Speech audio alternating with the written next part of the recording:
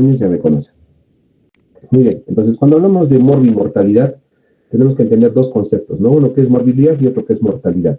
Cuando hablamos de morbilidad, nos referimos al índice de personas que padecen de enfermedad en alguna región en un periodo determinado, solo de enfermedad. Cuando hablamos de mortalidad, es el número de defunciones, también en una población y en un tiempo determinado.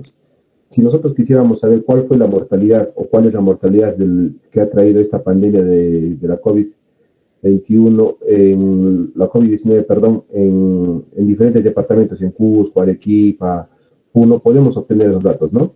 Si quisiéramos extrapolar de repente a nivel nacional y en comparación con otros países, ya sea de Sudamérica, Centroamérica, América del Norte o de Europa, también se puede. ¿Y esto por qué?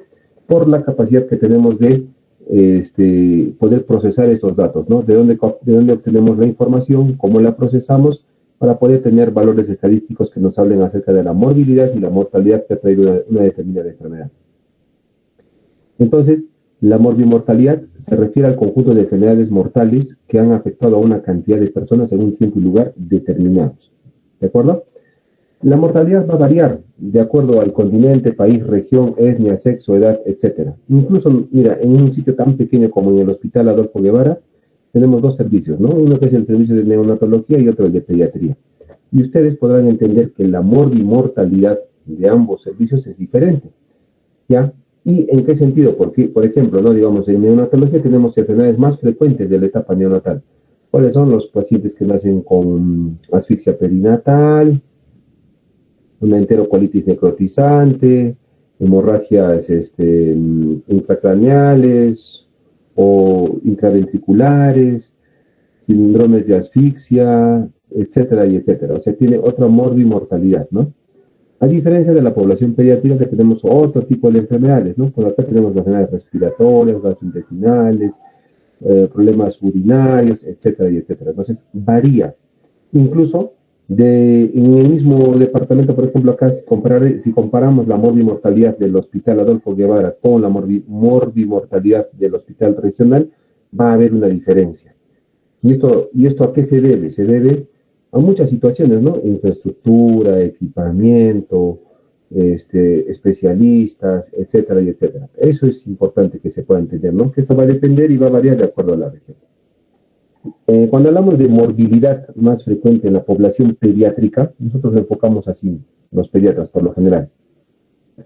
La mayoría de las enfermedades que presentan los niños son aquellos problemas respiratorios, o sea, pacientes que tengan algún tipo de problema respiratorio, estornudos, moco, tos, diagnósticos como resfrío, rinofaringitis, faringitis, otitis, sinusitis, rinosinusitis, laringitis, etcétera y etcétera. O sea, problemas respiratorios. Esos están a la cabeza.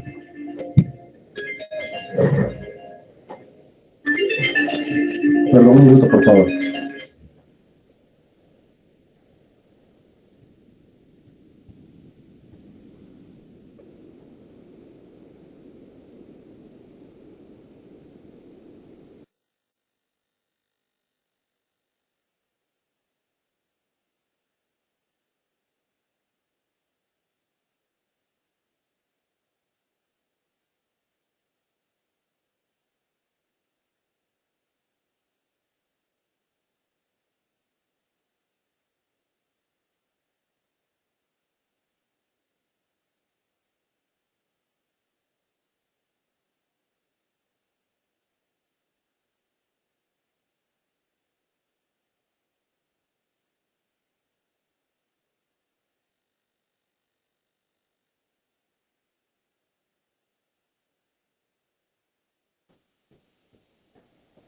Entonces, continuando,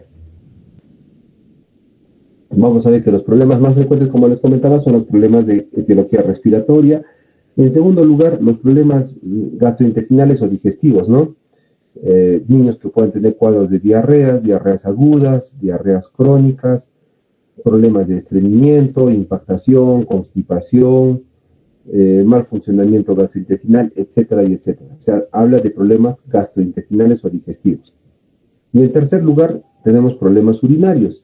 Niños que tienen, ¿no?, problemas para orinar, miccionar, molestias, disuria, polaquiuria, etcétera. Y en y en cuarto lugar, otras patologías que pueden presentar. Por ejemplo, nosotros, la mortalidad o la morbilidad que presenta, por ejemplo, el servicio de emergencia de la mayoría de los hospitales es problemas respiratorios a la cabeza, ¿no? O sea, la mayoría de niños que vienen al hospital vienen por cuadros respiratorios. A la mamá le preocupa que el niño esté con fiebre, que tenga tos, que sea una tos que lo despierte en la noche, que sea una tos que produce ronquido de pecho, etcétera y etcétera. Entonces, eso es la causa más frecuente por la que acuden a emergencia. La segunda causa más frecuente son problemas gastrointestinales, ¿no? Doctor, mi hijo está con diarrea, o tiene náuseas, vómitos, empezó a hacer diarreas con moco, diarreas con sangre, diarreas líquidas, semilíquidas, abundantes, en poca cantidad, con pujo, con tenesmo, etcétera y etcétera. Y en tercer lugar, los problemas urinarios, ¿no? Por lo general, los problemas urinarios a inicios de edad, o sea, en las primeras etapas de la vida, es igual la frecuencia entre varones y mujeres. Como van creciendo, como van desarrollando los niños, ya se hace más predominante en las mujeres. Y vamos a ver que las mujeres tienen más tendencia a tener más problemas urinarios. Y esto básicamente por la presencia de la uretra, ¿no? En el caso del varón, por la presencia del pene y la uretra, que es un poco larga, evita que las bacterias o por colonización, estas puedan ingresar hacia el tracto urinario y producir infecciones urinarias. Entonces, cuando nosotros tenemos un paciente en emergencia o en consultorio que tiene un tiempo de enfermedad de un día, imagínense que tiene malestar y fiebre, perfecto. Eso no nos dice cuál es el diagnóstico, o esas particularidades no te dicen cuál es el diagnóstico. Entonces, ¿qué hacemos? Tenemos que indagar un poco más, ¿no? ¿Qué otros síntomas tiene? No, doctor, no tiene ningún otro síntoma más. Perfecto. Entonces, tú le das un sintomático, puede ser paracetamol o ibuprofeno, y le dices a la mamá, señora, tenemos que esperar que aparezcan algún otro síntoma que haga el diagnóstico de la enfermedad. Por ejemplo, que empiece a tener estornudos, moco, tos, ya es un cuadro respiratorio. De repente no tiene eso y empieza a aparecer posiciones líquidas, dolor de barriga, náuseas, vómitos, es un cuadro inestable. O a veces, ¿no? Esperamos un día o 2 días y no hay moco, no hay tos, no hay diarrea, entonces hay que descartar siempre una infección urinaria. Así es el enfoque que hacemos más o menos de los pacientes que acuden a la emergencia por otros cuadros más frecuentes en pediatría. Entonces, cuando hacemos la definición de salud según la OMS, dice que la salud es un estado de completo bienestar físico, mental y social, y no solamente la ausencia de infecciones o afecciones o enfermedades que puedan presentar. Dentro de los indicadores de salud, ¿estos para qué sirven, no? Los atributos que tienen los indicadores de salud, primero es la calidad de un indicador. Si bien depende mucho de la calidad de los datos, a partir de los cuales se construyen los componentes. O sea, por ejemplo, no es lo mismo tener, supongamos, una recolección de datos en una ficha en la que va a ser llenada por una persona X, que probablemente tenga algún problema y que de repente haya alguna equivocación al marcar algún recuadro, o que le faltó consignar un dato, o se olvidó de poner algún otro requisito importante. Entonces, no es lo mismo hacerlo, por ejemplo, de manera computarizada, estandarizada, ¿no? En el que ya los errores son menos y las ventajas que esta te puede ofrecer son mucho mejores. ¿Por qué? Porque te va a dar mejores datos, mejores estadísticas, te va a proporcionar mejores datos más confiables y fidedignos, por así decirlo, ¿no? También depende de la calidad de los sistemas de información o fuentes de información. Esto es lo que les decía, ¿no? Sistemas de información, fuentes de información.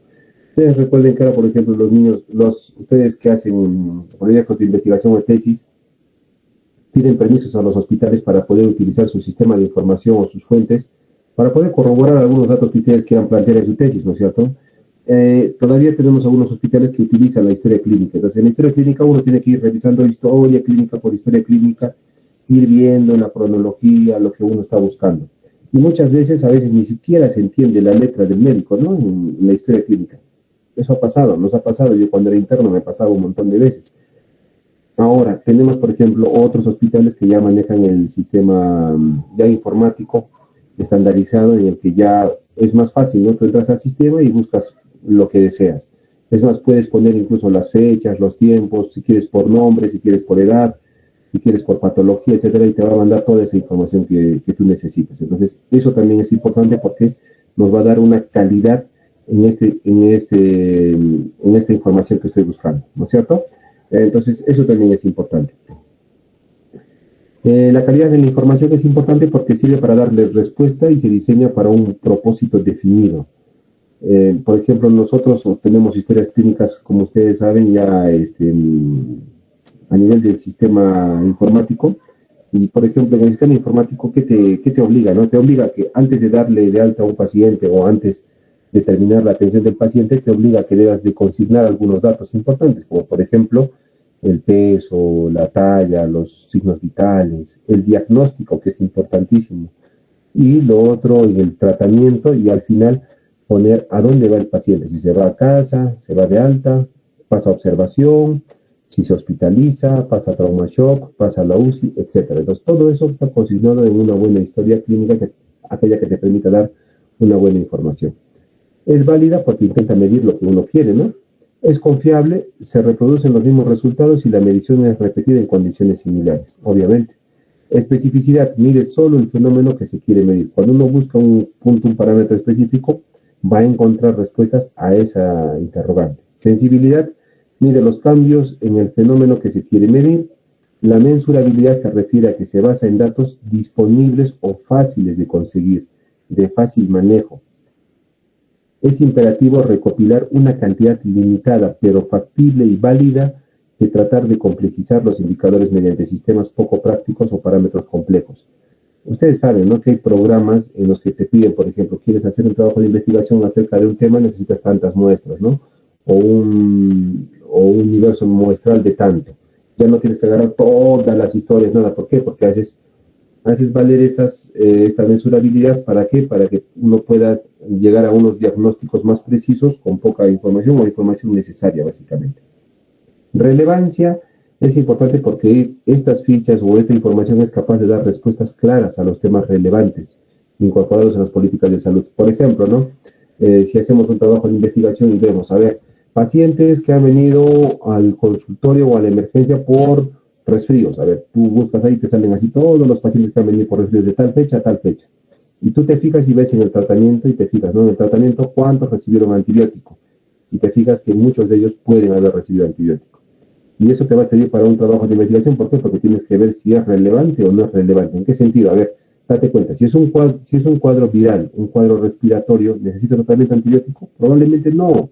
¿Qué van a estar? Solamente sintomáticos. O a veces ni siquiera necesitan tratamiento.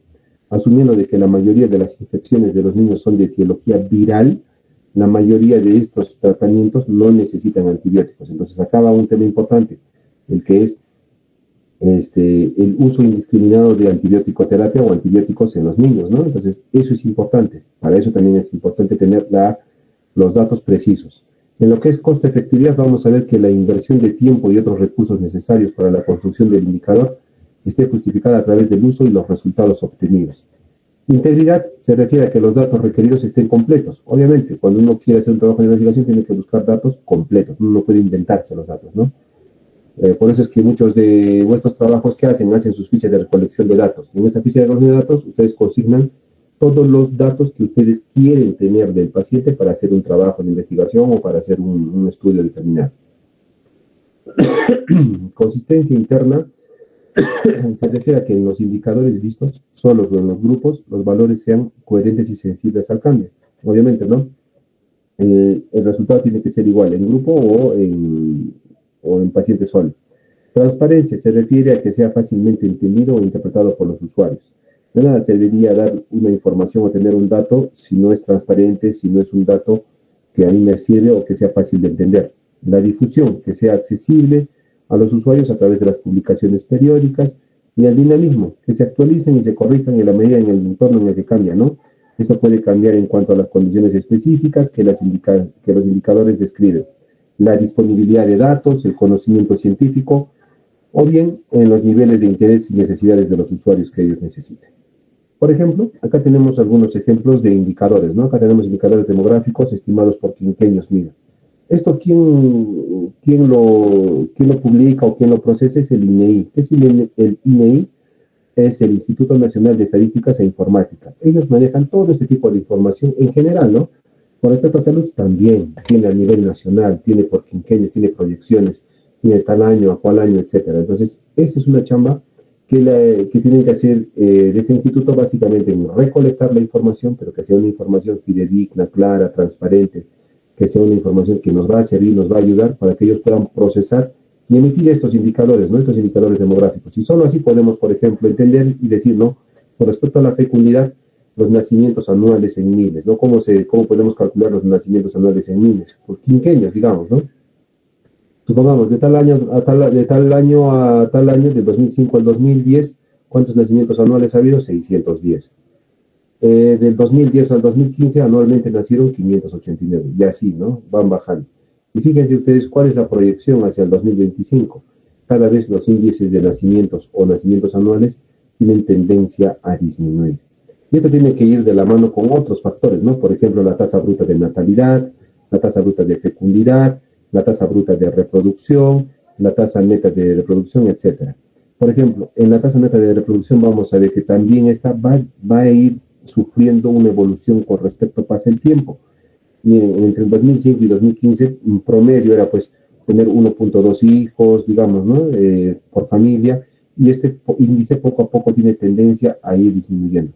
Yo les pregunto, por ejemplo, si ustedes, obviamente tienen abuelos, papás, probablemente muchos de ustedes tengan familias grandes, ¿no? En el que el abuelo tenía pues 8 hijos, 10 hijos, 12 hijos.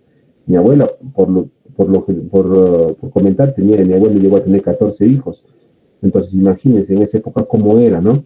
Cuál era la tasa neta de reproducción. Y ahora, ¿cuál es la tendencia? Miren, es a tener casi un hijo nada más por familia, ¿no? Y esa es la tendencia, fíjense ustedes. La mayoría tiene 1 o 2 hermanos, no tiene más. Entonces, eso es importante. Esos datos nos van a ayudar a interpretar y tener esta información a la mano. Igual pasa en la mortalidad. ¿Cuántas eran las muertes anuales, no? Esas muertes anuales en miles. Pero fíjense, acá está pasando algo en la tasa de muertes anuales, tiene una tendencia a subir. Y habría que explicar qué otros factores son los que están interviniendo a que esto pueda producirse. Entonces, es importante tener en cuenta qué factores más están condicionando de que la tasa de muertes anuales vaya incrementando. Esto no está, por ejemplo, esto no tiene nada que ver con la pandemia, porque la pandemia es muy diferente. En la pandemia se ha visto un comportamiento, pues, particular de cada departamento, de cada país, de cada región. En la pandemia nosotros hemos desnudado nuestro sistema precario de salud, obviamente, porque no tenemos las condiciones, no tenemos el personal, no tenemos la infraestructura, tampoco tenemos el equipamiento, mucho menos el aporte científico que nos ayude a entender bien qué es lo que ha pasado en esto de la pandemia, ¿no? Entonces eso es importante. Por eso sirven esos indicadores. La utilidad dice cuando los indicadores de salud cumplen con los requisitos antes señalados, contribuyen a qué ayudan esos indicadores de salud, a que el conocimiento del estado de salud de las poblaciones, ¿no? Esto nos va a permitir saber en qué estado de salud están las poblaciones. Si yo hiciera, por ejemplo, un trabajo de recolección de datos que me diga cómo está el estado nutricional en la costa, en la sierra y en la selva, que nos puede mandar email, también ahí podríamos ver cómo está el estado nutricional en cada región y podríamos entender a qué podría deberse, ya entendiendo específicamente cuál es el problema que tiene cada región.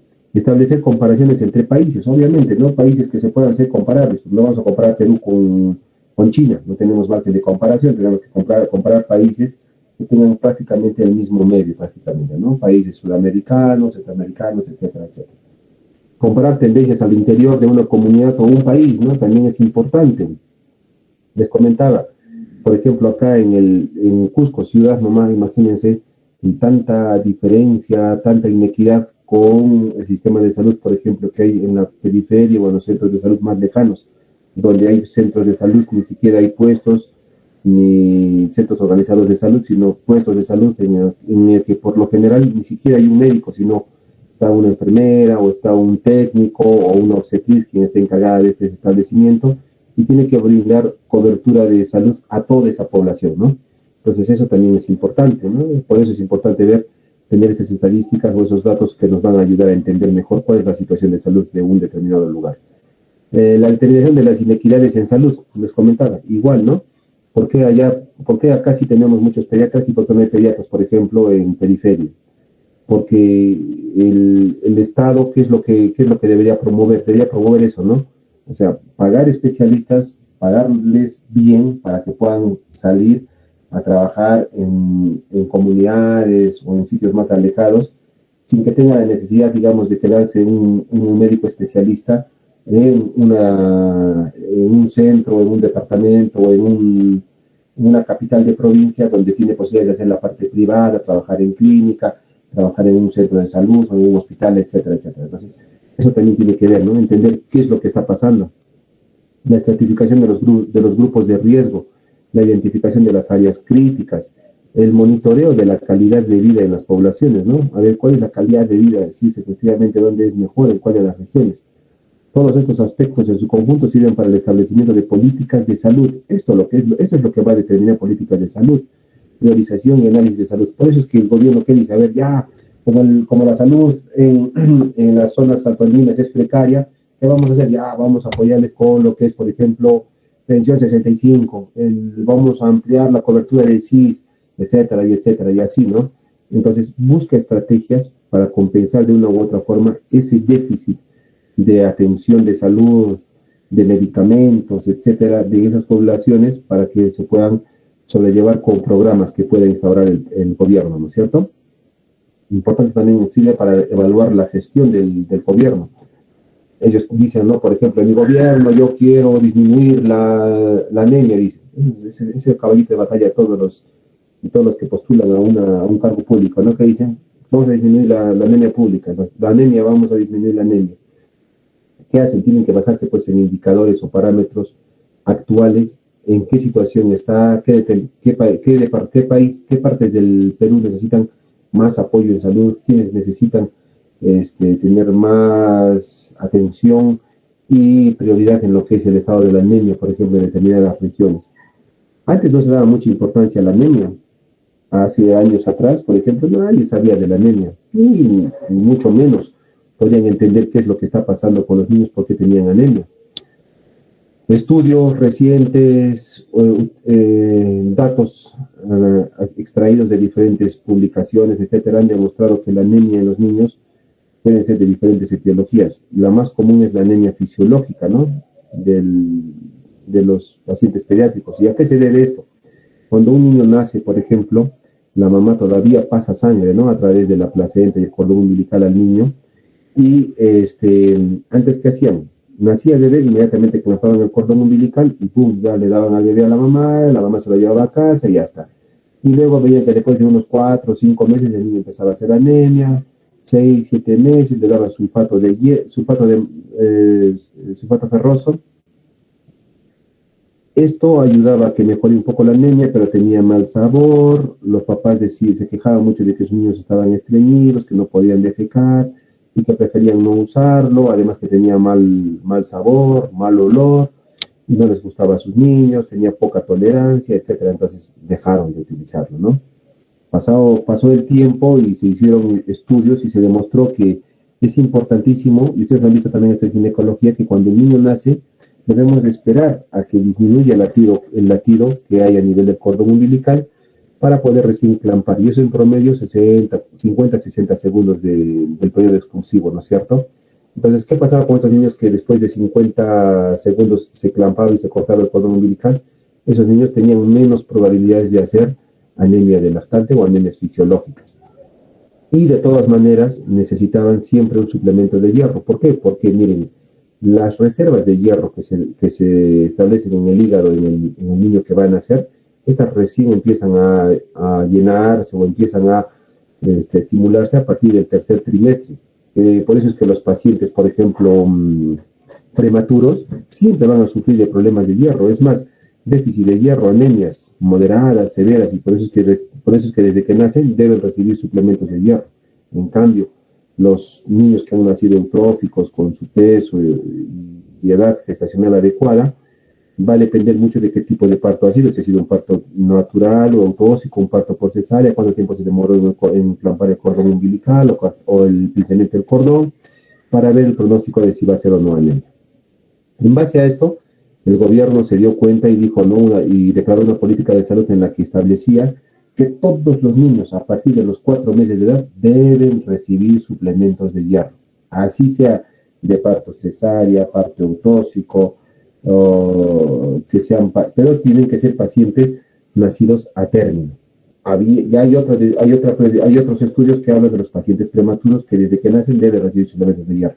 Pero por lo general, digamos, a ver, en lo general es un paciente, un recién nacido que nació a término, en una edad gestacional adecuada y que al cuarto mes empieza a hacer anemia. Entonces se le tiene que dar suplementos de hierro. Entonces el gobierno ya ha estructurado esto y ha implementado y ahora se utiliza, por ejemplo, lo que es el hierro polimaltosado. Muchos centros de salud ya no tienen el sulfato ferroso, tienen el hierro polimaltosado, que es un hierro de más fácil administración, de mejor tolerancia, no tiene mal sabor, no tiene mucha tendencia a producir cuadros de estreñimiento o impactación, entonces el papá entiende, ¿no? Y lo otro importante es explicar pues a la familia la importancia de que puedan recibir el hierro. Ustedes deben saber que cuando le damos hierro a un niño lo que estamos garantizando es un niño que sea inteligente. ¿Por qué? Porque el hierro siempre va a estar unido a la hemoglobina. Nosotros pues, hablamos del hierro y la oxihemoglobina. Entonces, a mayor hierro, mayor hemoglobina, mayor oxigenación del cerebro, y ese niño va a poder desarrollar todas sus facultades y va a tener muchas oportunidades de ser inteligente, ¿cierto? A diferencia de un niño pues, que ha tenido anemia, que no ha tenido una buena circulación cerebral, que no ha tenido una buena oxigenación del cerebro, etc. Y eso hasta qué edad se puede corregir, hasta los 3 años. Después de los 3 años, cualquier intervención que hagamos, muy poco va a hacer para poder mejorar el estado de inteligencia que tenga el niño, ¿no? Entonces es importante los estados de salud. Una salud objetiva se refiere a aquellos datos que se pueden obtener de fuentes de datos de salud primarias o secundarias, tales como certificados de defunción, egresos hospitalarios, formulario de enfermedades o notificación obligatoria. Por ejemplo, quiero saber cuál es el estado de salud de la viruela en el Perú. Creo que tenemos unos cuantos casos en el Perú, entonces es fácil entrar a los datos y fijarnos cuántos pacientes ya diagnosticados con viruela del mono en el Perú están. Puede ser por certificados de defunción, egresos hospitalarios o los formularios, ¿no?, de notificación obligatoria. Hay algunas enfermedades, por ejemplo, que ni bien se diagnostican, tienen que ser notificadas al centro de epidemiología y ellos inmediatamente lo refieren al INEI la información y se le hace el seguimiento correspondiente. Por ejemplo, cuadros como, digamos, el síndrome de Guillain-Barré, puede haber enfermedades, por ejemplo, como sarampión, ¿no? Sarampión, rubiola. Esas enfermedades también son de notificación obligatoria. Paperas, ¿por qué? A ver, porque estos son enfermedades inmunoprevenibles, que si se hacen las notificaciones adecuadas, nos podríamos dar cuenta en qué zonas del Perú no se está vacunando como debe de ser o hay un déficit en lo que es la estrategia de vacunación para este tipo de enfermedad. Entonces, para eso sirve, ¿no? Entre ellos, ¿qué cosa encontramos? La mortalidad infantil, la morbilidad neonatal, mortalidad materna, mortalidad por grupos de edad específica o por causas específicas, morbilidad, que es la incidencia de sarampión, meningitis bacteriana, por ejemplo, decía, ¿no? Sarampión, meningitis, tiene que ser notificación inmediata, ¿no? Incluso igual que la tuberculosis.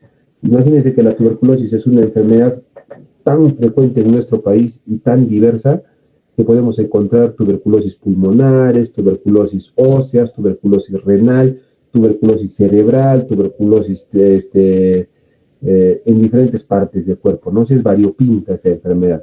Ya no es como nos enseñaron antes, que la tuberculosis siempre tiene que tener su complejo primario de Gón a nivel pulmonar, que tiene que tener ciertas características del paciente, las pestañas de Margarita de Gautier, el impacto que debe tener la radiografía o el contacto que haya tenido con un paciente.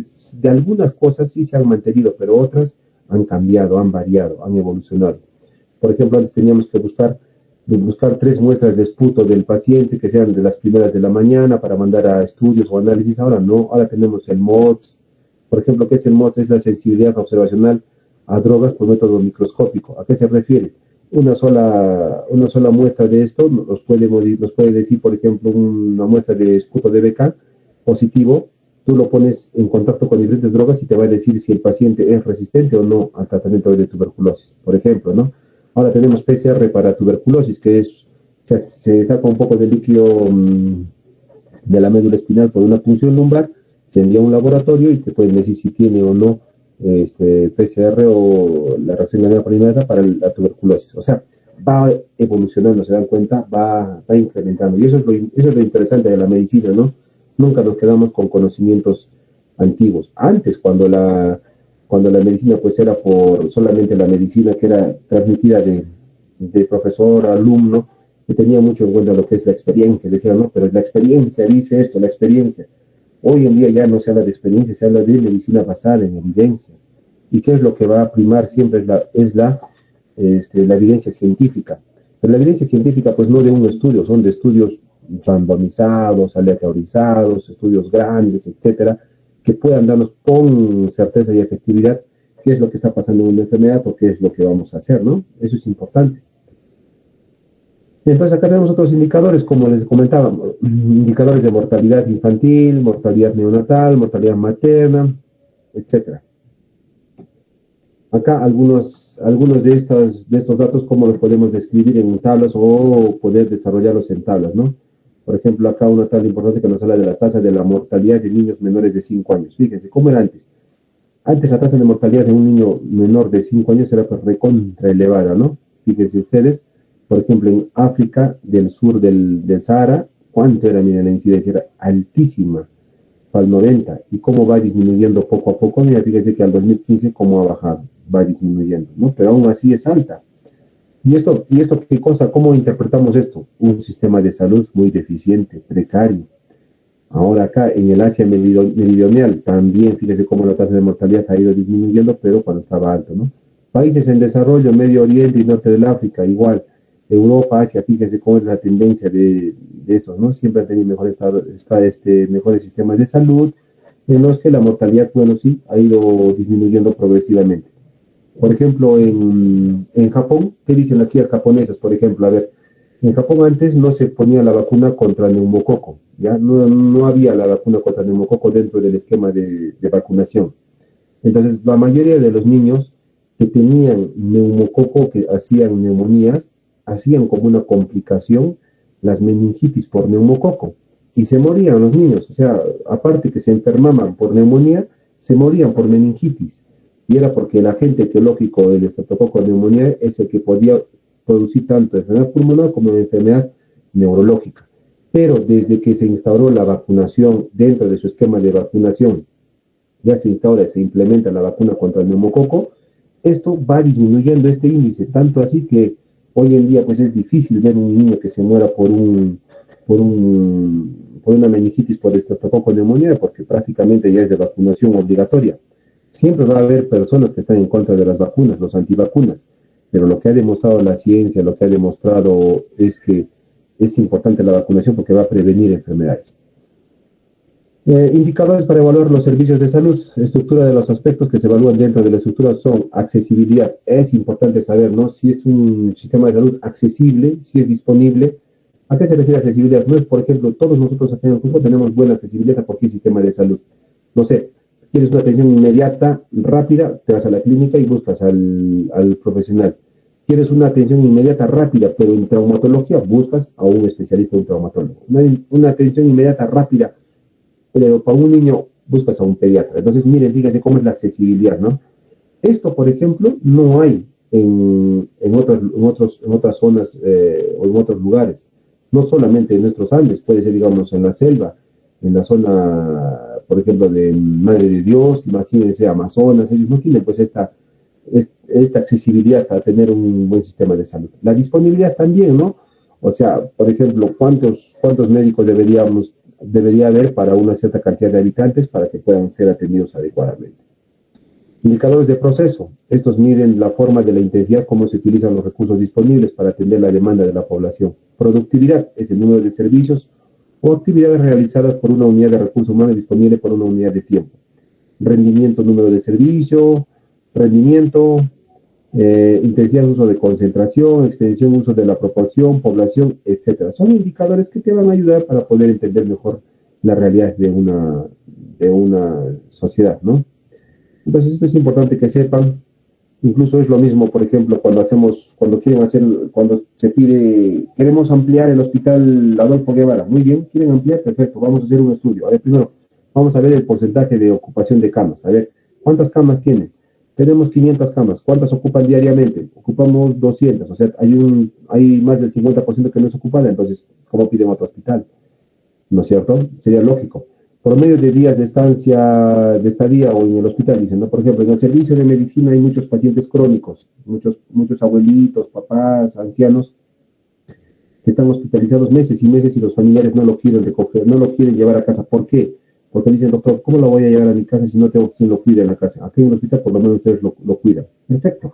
Pero el hospital pues no es un asilo, el hospital es un sitio donde tiene que ser continuo, diverso, porque tienes que dar la oportunidad a otras personas que puedan recibir una atención médica adecuada. Imagínense, si todos los ancianitos se quedarían en el hospital, se bloquearían todas las camas, ya no se podría operar, no se podría hacer cirugías programadas, etcétera, etcétera, ¿no? Pues eso también es importante porque nos va a dar un dato, por ejemplo, el promedio de días o de estancia hospitalaria. Nosotros en pediatría un promedio de días son de 3 a 5 días, más días no se quedan, por lo general 3 a 5. Puede haber casos que se queden 7, 10, 14, 21 días, pero no es pues no es la regla. En calidad se refiere al conjunto de características que debe tener un programa. La calidad técnica se mide en base a 4 variables. La integridad. Cuando hablamos de calidad, todos quisiéramos recibir una atención de calidad, ¿no? Uno va a un hospital, a un centro de salud y quiere recibir una atención de calidad. Y esto va desde, a ver, primero, la oferta que te está dando de salud es una oferta íntegra, o sea, me refiero, es una oferta en la que va a satisfacer todas sus necesidades. Y en los contenidos, hace todo lo que se debe hacer en cada caso, o sea, me refiero, por ejemplo, viene una gestante a un hospital porque se siente mal, entonces le han hecho su ecografía, su ecodoppler, le han medido la presión, lo ha visto la obstetriz, lo ha visto el ginecólogo, sí, perfecto, esos son los contenidos, ¿no? Lo que va a hacer. La destreza, hacer bien lo que se debe hacer, quiere decir, por ejemplo, a ver, ¿quién le hizo la ecografía? ¿Fue un especialista? ¿Fue alguien que tiene experiencia? Y en la oportunidad, hacer a tiempo las actividades y en la secuencia adecuada. O sea, ¿a qué se refiere? Uno va a un hospital, por ejemplo, una gestante, hacerse monitorizar y ven en un momento determinado que el niño empieza a tener sufrimiento fetal, que la mamá empieza a descompensarse, entonces tengo la oportunidad inmediata de que esta paciente pueda pasar a sala de operaciones y hacerle una cesárea, ¿no es cierto? Eso es la oportunidad. La continuidad es realizar las actividades debidas en la secuencia apropiada y sin interrupción del proceso de atención. Por ejemplo, cuando hablamos de continuidad, ¿el niño qué hace? Entra al hospital, saca una ficha, inmediatamente tiene que esperar en un hall para que lo llamen y lo atiende el pediatra. Después de que lo atiende el pediatra, le da su receta y le indica que debe ir a la farmacia a recoger su receta y luego el paciente se va. Esa es la continuidad, ¿no? O sea, son ya acciones ya definidas que van a hacer que el proceso de atención se realice sin ninguna complicación. Dentro de los indicadores de resultados vamos a ver en el impacto que se da en la población, la efectividad, ¿no? Por ejemplo, ya cobertura de la vacunación de menores de 1 año. Si hacemos un estudio estadístico, vamos a ver que probablemente esta cobertura está entre un 80 o 90%, si bien es cierto, 100% que sería lo ideal. Pues eso te habla de un indicador, ¿no? Hay una respuesta adecuada. ¿Qué quiere decir? Que el papá está llevando a su hijo a vacunar. Pero ojo, no es así siempre. A veces es que el personal de salud va de su centro de salud a llevar las vacunas a los niños. Ustedes ven, ¿no? A nivel de comunidades, por ejemplo, la mayoría de los papás no llevan a sus hijos a vacunar, más bien es el centro de salud quienes por estrategias salen del establecimiento de salud llevando las vacunas a la población para poder vacunarlas, ¿no? Imagínense. A modo de ejemplo, si se quiere conocer la eficacia de una vacuna contra una enfermedad, la eficacia será la reducción de dicha enfermedad en términos de incidencia. Es lo que ha pasado con la vacuna contra el coronavirus, ¿no? ¿Se acuerdan? Que al principio todos hablaban y se especulaba de una vacuna. No había nada dicho y poco a poco empezaron a hacerse los estudios, empezó a trabajar los laboratorios para hacer una vacuna.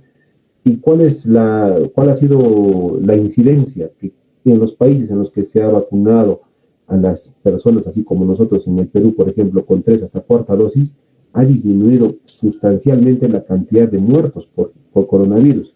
Esa es la eficacia que se muestra cuando hay un esquema de vacunación adecuado. Hablando de eso, acá les dan algunas diapositivas de lo que pasó en el 2021, más o menos, cuando estábamos en plena pandemia, ¿no? Y en plena pandemia veíamos, por ejemplo, que los fallecidos por COVID-19 variaba incluso de provincia a provincia. Mira, fíjense, en Cusco había más cantidad de fallecidos. ¿Por qué? Porque probablemente acá se concentraba mayor cantidad de personas, había más contacto entre personas, etcétera. Que a diferencia de otras zonas, como por ejemplo Paruro y en otras provincias donde había menos cantidad de coronavirus, ¿no? En el norte pasó algo parecido. En el nivel del Perú, donde aparecieron los casos donde más muertes había, era en el norte del Perú. Y así podíamos entender. Igual también podíamos sacar un estudio estadístico de qué población era la más vulnerable, si los varones y las mujeres. Y se llegó a la conclusión que en el caso de COVID-19, las mujeres tenían más vulnerabilidad a tener la enfermedad o a fallecer por coronavirus. ¿Sí? Y eso está, eso está descrito, eso está informado, notificado. Igual en la población pediátrica. ¿Por qué morían más los mayores de 60 años? Luego ya entendimos que eran porque tenían comorbilidades, que era la edad, que era la predisposición del sexo, etcétera. Y fíjense, la incidencia en la población pediátrica era escasa, nula, ¿no?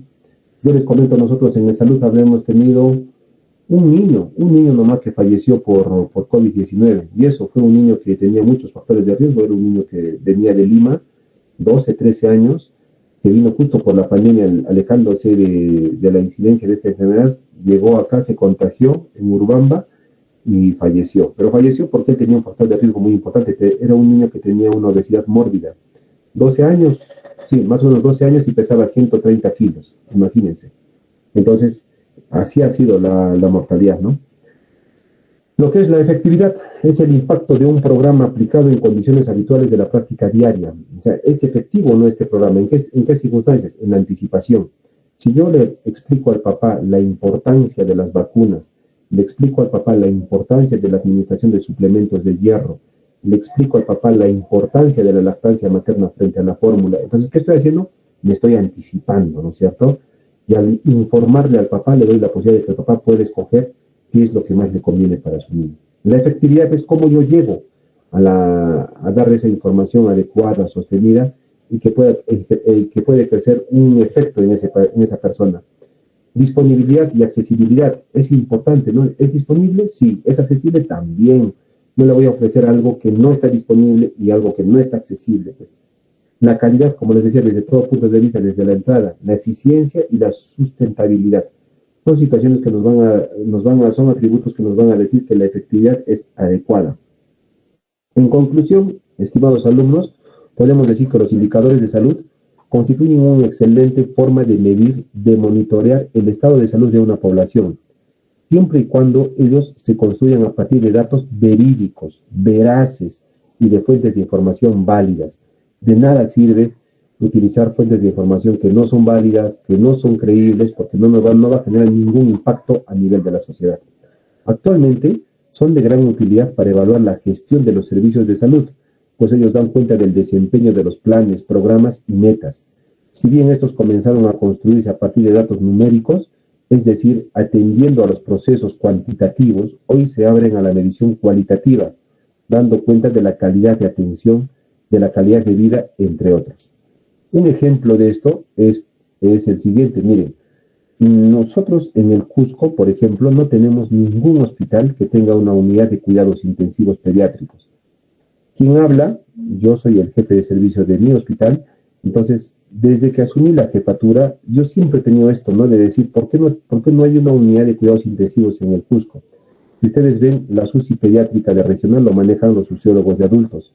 La UCI pediátrica de Loreda también lo manejan los adultos. Entonces, bajo esa inquietud, nosotros como servicio, lo que hemos hecho básicamente es primero mostrar la información de qué, de que nosotros hemos atendido muchos pacientes críticos, muchos pacientes que su vida estaba en peligro y que han sido tratados en la unidad de cuidados intensivos del hospital, pero no manejados por los intensivistas de adultos, sino manejados por el pediatra o por los intensivistas pediatras que tenemos en la institución.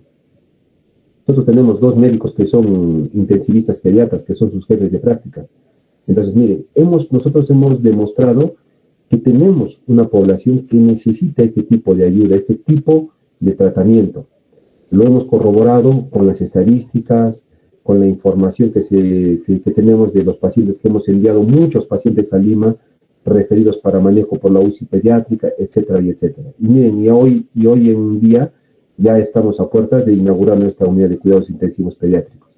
Entonces, eso es un logro y es importante no solamente para nosotros, sino para la población infantil, porque ya un niño que tenga salud o que tenga MINSA tiene la posibilidad de que, de acuerdo a su situación, si está grave o está mal en su vida, que pueda ser atendido por personas idóneas, ¿no? Por personas que tengan la capacidad y la infraestructura y los medios para poder darle una oportunidad más de vida. Entonces, esa es la importancia de crear estos indicadores de salud para generar repercusión en el estado de salud de la población, ¿ya? Entonces, eso es importante. Acá les decía, perdón. Y por último les muestro, ¿no?, esta imagen en la que muchos hemos vivido la época de la pandemia, en la que veíamos así que se morían, ¿no? Se morían los pacientes sentados. Fíjense, este balón de oxígeno podía durar horas, pero ¿qué pasaba? En algún momento se acababa y el personal de salud no estaba capacitado para reconocer en qué momento el paciente había dejado empeoraba o necesitaba una unidad de cuidados intensivos, y si lo necesitaba, pues no había la mano, no había espacio en la UCI. Entonces, fueron tantas cosas que nos han demostrado que nuestro sistema de salud es tan precario, tan deficiente, que tenemos que hacer algo al respecto. Por eso es importante las decisiones que tomemos con respecto a estos datos estadísticos, esta información que tenemos. ¿Para qué? Para generar una repercusión en el estado de salud de la población. ¿Ya? Muy bien, chicos, eso es todo. No sé si alguien tiene alguna pregunta. ¿Todo ha quedado claro? Sí, doctor, todo claro. Gracias, doctor. Muy bien, muy bien. ¿Nadie tiene ninguna sugerencia, comentario? Doctor, disculpe, ¿nos va a sugerir algún libro de base para el curso? En el sílabus está. En el sílabus tiene la bibliografía básica y también las direcciones electrónicas a las que puede recurrir para recibir esta información. Chicos, eso es todo por hoy. Miren, me voy a poner de acuerdo con vuestra delegada, porque probablemente ya a partir de la próxima semana vamos a empezar con las clases ya presenciales. Creo que ya tenemos destinado un aula en Arapa, entonces vamos a tener que hacer nuestra clase